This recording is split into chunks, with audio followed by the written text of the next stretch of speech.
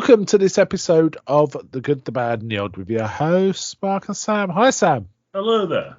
So this is one of our Daisy episodes. So we're chaining off of Muppet Treasure Island. And do you want to tell everyone? It was your pick this time, so do you want to tell That was your pick. Was it? Oh, yeah. It was. You were right. It was one of me. I had a few. You picked. What was it? Frank Oz to do. Yeah, Frank Oz was the bridge from Zathura to Treasure Island. Yeah, you're right. It was my pick. Of course it was. And I decided to chain off of Tim Curry and the film Loaded Weapon 1. So that was my choice. I have seen this film before, but it's been a while. Yeah, so we watched it. We actually sat in the same room and watched this. Yeah. Which makes a change. What do you think? It was a very funny film. It doesn't really show why it was so disliked at the time. Yeah, I think compared to some of the other parodies that are very similar. I mean, the most similar one to this. I mean, Airplane started all this kind of parody, didn't it? But it was kind of Hot Shots. In spite of this being called a National Lampoon's film, this is way more of an Airplane than it is like one of the National Lampoon's films. Yeah, way more of a Airplane than say European Vacation or Animal House, right? And it was kind of basically a sort of low rent airplane. It's in the same space as Hot Shots, Top Secret, maybe The Naked Gun, but not so much. Basically, the main thing it was parodying was Lethal Weapon, which, given it's called Loaded Weapon 1, is kind of clearly that's what it's going for. But here we got Emilio Estevez as the sort of Mel Gibson character and Samuel Jackson as the what's his name, Danny Glover character, and they're called Colt and Luger, guns. So it turns out, and I'll tell you what, there's a lot of famous people in this. Oh yeah, there's so many quick fire cameos that you just It's a whole bit where they're walking through a police precinct. And there's first of all, there's someone doing a police interpretive sculpting instead of a drawing. Someone's a witness description. And then as they're walking past the coffee machine, it explodes and oh come on, we need to get this order, Scotty. And then Jamie Doohan pops up behind him and goes I'm giving it all she's got, Captain. Yeah. So that's the vibe. Vibe. And it starts with Whoopi Goldberg of all people. Yeah. Who then gets confronted by Tim Curry as I've forgotten his character name. His name's Jigsaw. I don't think it actually gets mentioned in the film. Mr. Jigsaw. Yes, Mr. Jigsaw. I think once or twice it does. Yeah. Because I do remember it being said. But they're after some microfilm. And essentially, he shoots her with a silencer, but then keeps asking her further questions. And she politely answers, even though she's been shot. And every time she answers, he shoots her again. Yeah. And then asks her, and he says, "Thank you, you've been very helpful." And she's like, "You're welcome," and she snuffs it. And then at one point we see him pick up a picture, saying, "Oh, nice picture." And we see as the audience see the back of the picture's got the microfilm attached, and then it goes back. Meanwhile, we also get some shots of Emilio Estevez character, who is Colt, right? Colt. Yeah. Doing his rigs thing, he lives He's drinking in a weird camper van looking thing that he walks in, and it's a mansion. And it's a mansion. It's got even got stone pillars and all sorts, even though it's like a camper van on the beach kind of thing, caravan on the beach. And also he makes a drink of I don't know, it's a pint, but he half whiskey, half, he just makes a load of spirits, puts a bit of ice in. He just keeps putting stuff in. And then it's chocolate syrup. Yeah, chocolate syrup, that was it. And we find out his tragedy in his life is his dog has just died. His dog has disappeared. So. Oh, yeah, he lost his dog. Sorry, yeah. And then Luger gets kind of gets on the scene where Whoopi Goldberg's character's been shot. Yeah, Whoopi Goldberg's character's his old partner.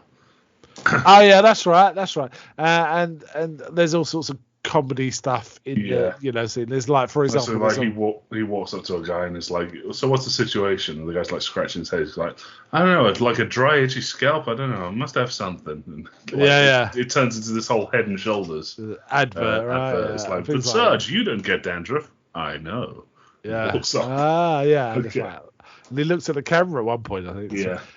So yeah. Okay. So it's that's the kind of level. It's very lots of gag, visual, and absurd and weird cameos. Joyce Brothers turns up. She's not that well known in the UK, but she's a person who's like a medical, like a TV doctor, I think, or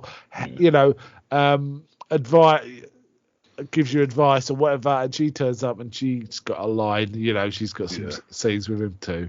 And then basically the captain, a shouty captain, who's been a police captain in a million different things, this guy. Yeah.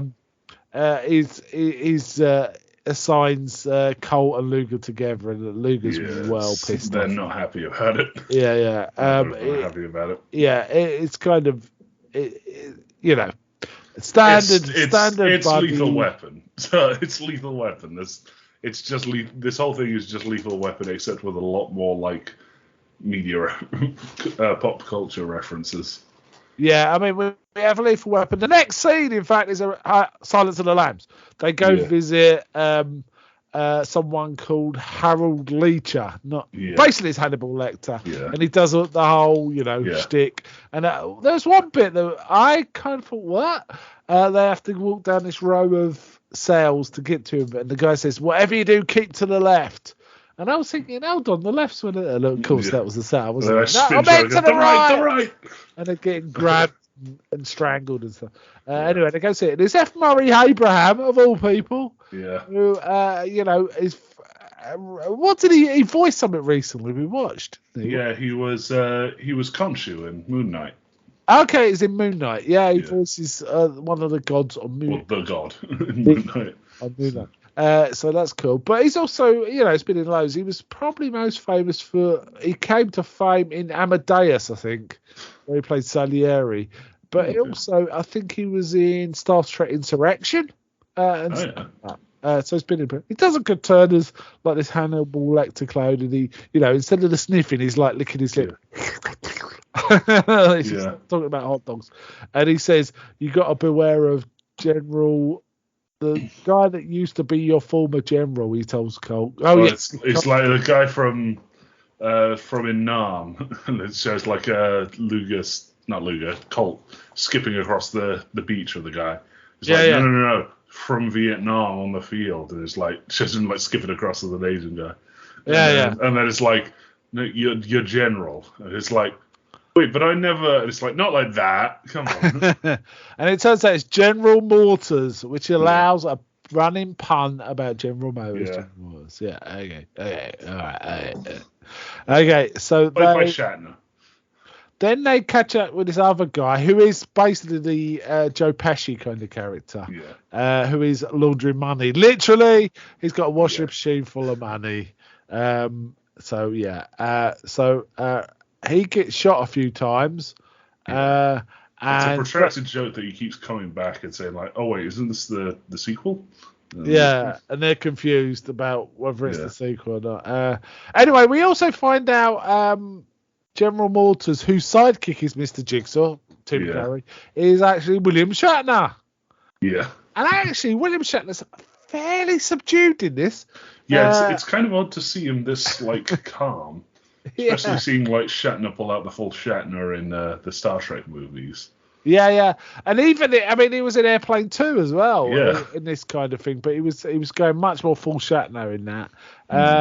Then what else? There's all sorts of things. For example, they send a machine gunning helicopter to shoot out Colt's house. Yeah. And it turns out it's John McClane's house. It's John Bruce McClane Willis comes.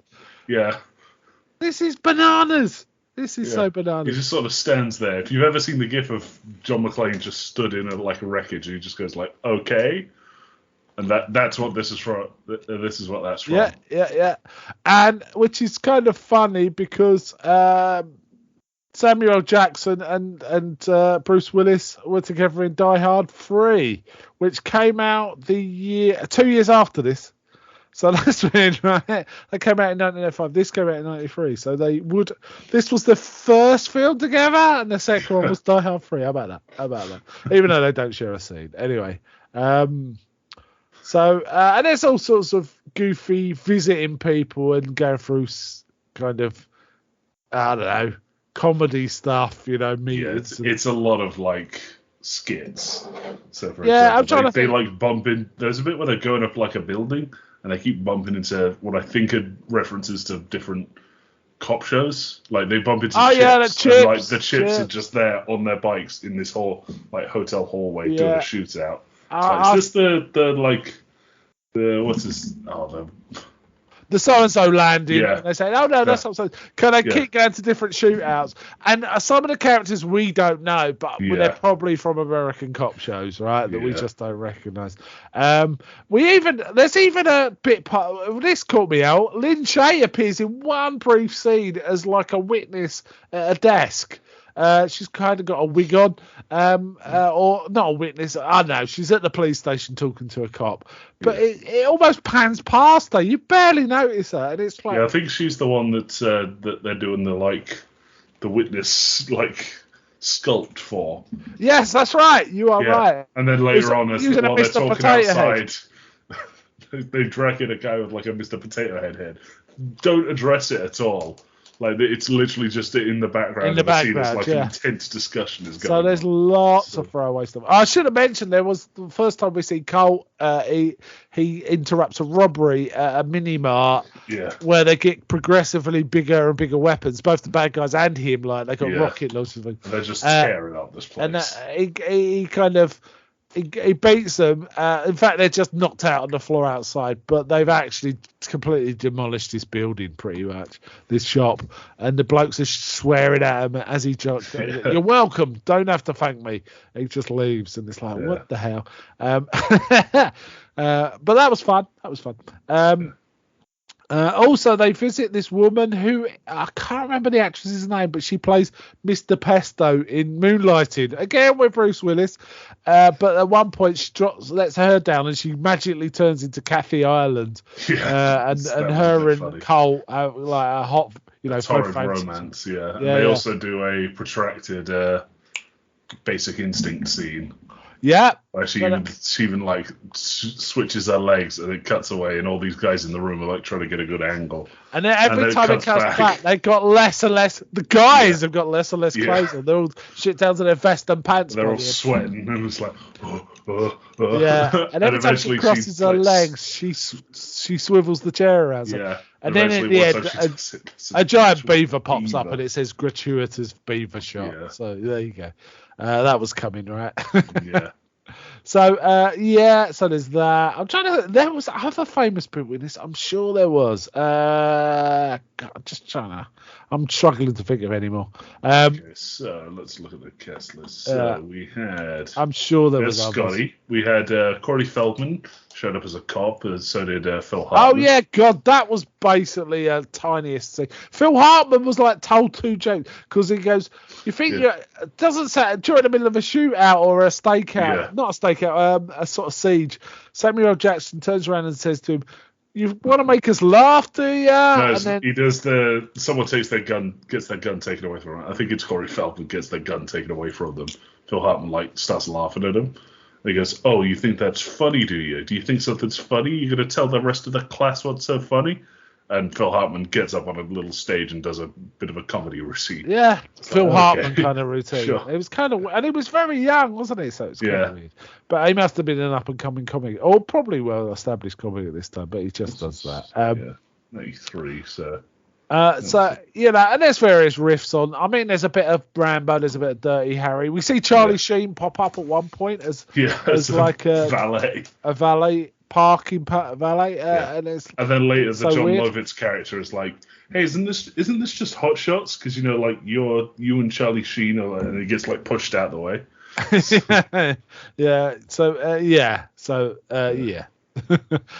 And in the end, I can't even remember the general. There's does a he whole die? protracted shootout. I do not know. Yeah. Yeah, but basically it reveals that Colt's dog is alive as well. So, yes, that's right. I'd forgotten that. Yeah.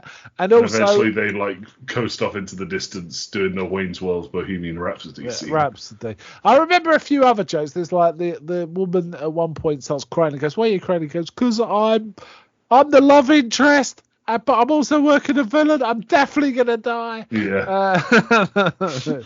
Yeah. So, but yeah, they finish with a Bohemian Wayne's World parody, really, which is kind of odd.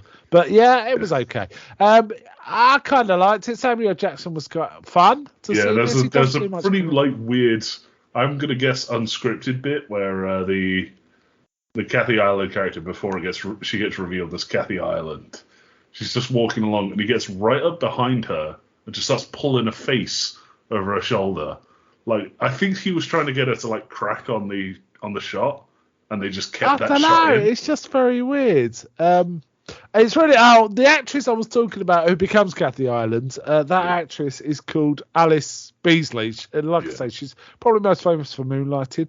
But they reference her as Spinach Destiny, which is she's got spinach in her teeth or something like that. Yeah.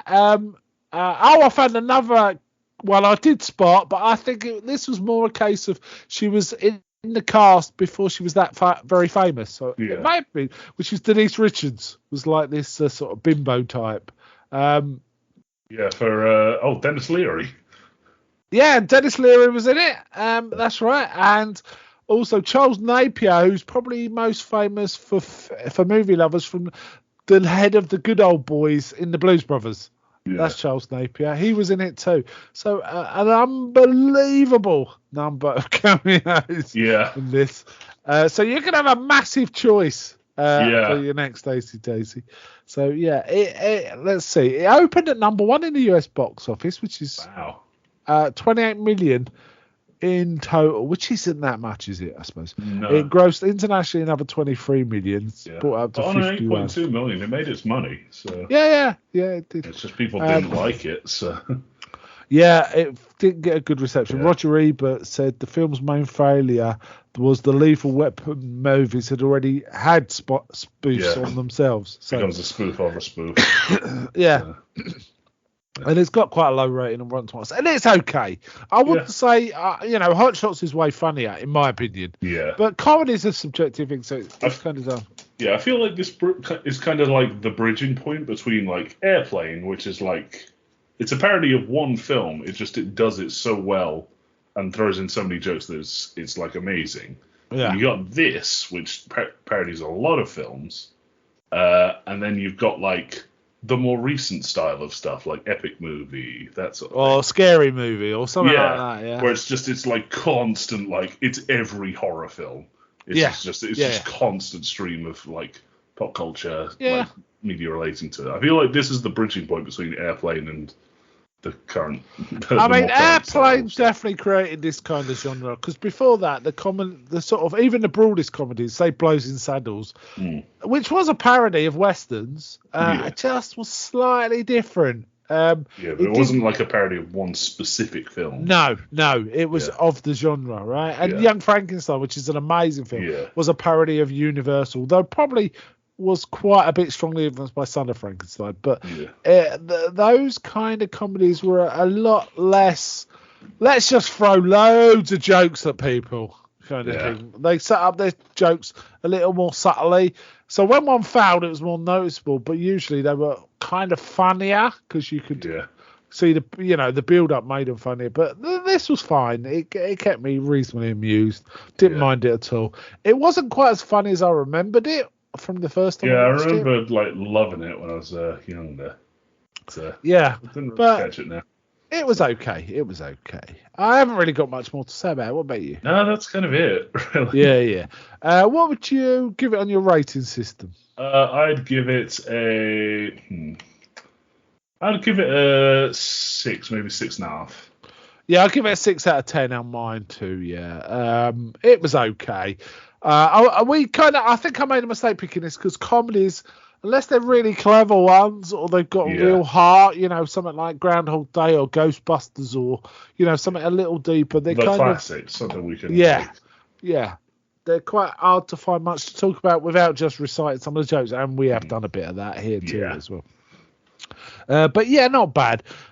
So okay, let's kind of wind up there. But next time we do a Daisy, it'll be your choice. But you got a massive. I got a big. You got even a couple of these on their own is massive. If you just said Samuel L. Jackson and Bruce Willis, that's a massive amount of choice there. Yeah. Never mind about all the others, Whoopi Goldberg and all that, and Shatner and all that. Tim Curry. Yeah. Yeah. So, no, Tim Curry was the way in, so we don't want to use Tim Curry in the next one, do we? Yeah. True. All right then, let's wind up there. So, bye from me. Bye.